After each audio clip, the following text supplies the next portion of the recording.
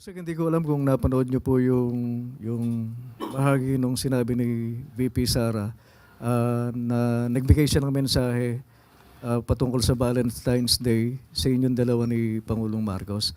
At ang bahagi po ng message niya, magkatuluyan daw sana kayo ng Pangulo.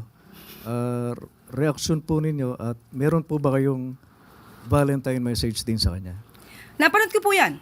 Dahil sa isang TV network ay tinranslate yung kanya sinabi sa lingwahe na Tagalog.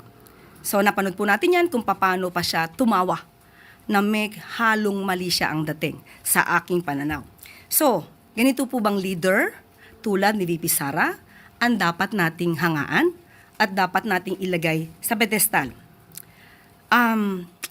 Ang anumang salitang nagagaling sa kanya ay puro paninira, puro insinuation,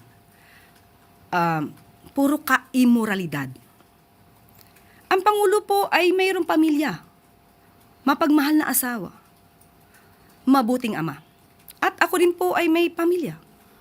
So sa isang tulad na ni Vice Presidente na magsasalita ng ganito, ito po ay napakababa bilang babae.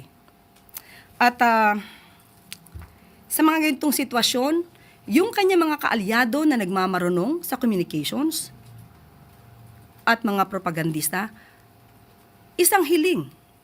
Maaari niyo po bang turuan ang Vice Presidente sa kanyang communications? Bigyan niyo po ng Comms 101 para magkaroon naman ng konting, or rather, katiting na pagka-statesman.